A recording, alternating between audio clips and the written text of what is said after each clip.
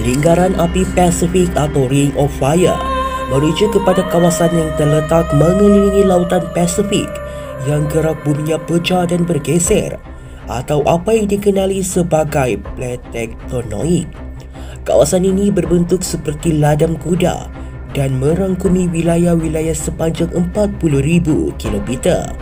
Kawasan ini juga sering disebut sebagai plate gempa Pasifik. Hampir 90% daripada gempa bumi yang terjadi dan 81% dari gempa bumi yang terbesar terjadi di sepanjang lingkaran api ini.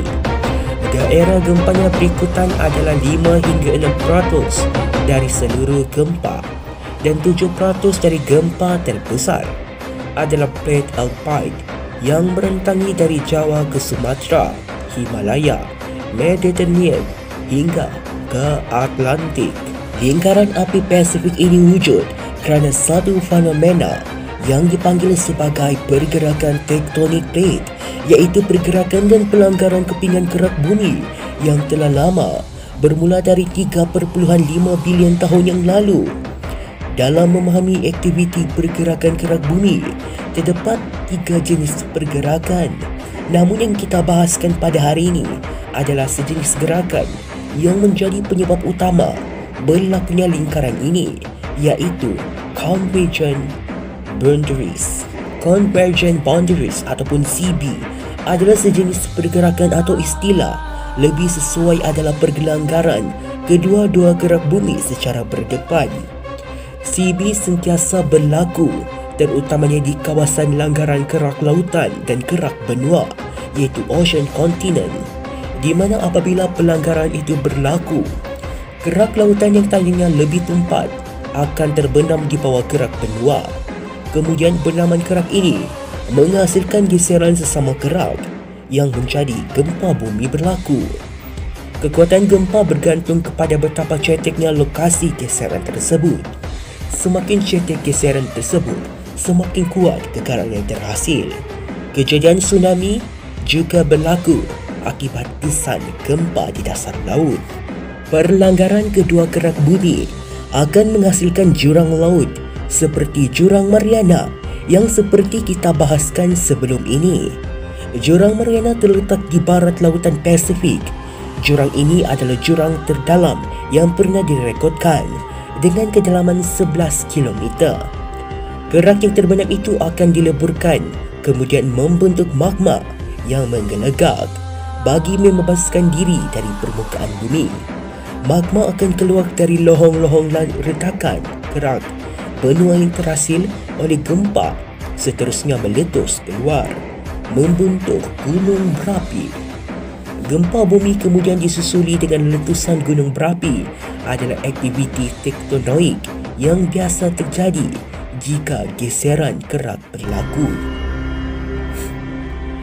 Terdapat 10 kerak lautan benua yang melakukan CB sehingga terhasilnya lingkaran api Pasifik seperti Pacific Plate, Australian Plate, Eurasian Plate, Filipino Plate, North American Plate, Juan de Fuca Plate, Cocos Plate, Caribbean Plate, Nazca Plate, dan South American Plate. Setiap gerak yang bertembung di lingkaran ada sejarahnya. Namun, kali ini kita tidak membahaskan. Fokuskan kita hari ini adalah aktiviti tektonik lingkaran api Pasifik di Asia Tenggara. Negara yang terlibat dan termasuk dalam zon lingkaran ini adalah Kepulauan Filipina dan Kepulauan Indonesia. Pada tahun 1991, Gunung Pinatubo meletus menjadikan ia sebagai letusan kedua terbesar pada abad ke-20 Masihi. Tiada kehilangan nyawa berlaku dan berpuluh ribu rakyat telah selamat ditempatkan dari kawasan gunung tersebut.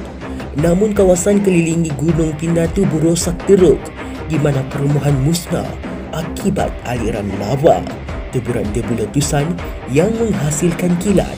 Gunung Mayon adalah gunung berapi paling aktif di negara Filipina. Keceruman gunung ini rata-ratanya ialah 35 hingga 40 darjah dan bahagian puncak membentuk sebuah kawah kecil. Sepanjang 500 tahun, sebanyak 47 kali gunung ini meletus. Letusan pertama yang pernah direkodkan di Filipina adalah bertarikh 20 Julai 1766. Selama 6 hari lamanya, letusan itu berlaku. Gunung berapi di Kepulauan Indonesia adalah yang paling aktif, berkedudukan tepat di lingkaran api Pasifik. Kepulauan ini berbentuk akibat pelanggaran ketiga-tiga kerak, iaitu Eurasian Plate, Pacific Plate dan Indo-Australian Plate. Kepulauan Krakatau meletus pada tahun 1883, menjadikan gunung ini di Pulau Krakatau tersebut berupaya menghasilkan kiamat kecil kerana teburan debu yang mampu menutupi hampir seluruh atmosfera selama berhari-hari, dan letusan tersebut berpecah kepada 3 buah pulau kecil serta kewujudan gunung anak bernama Anak Krakatau.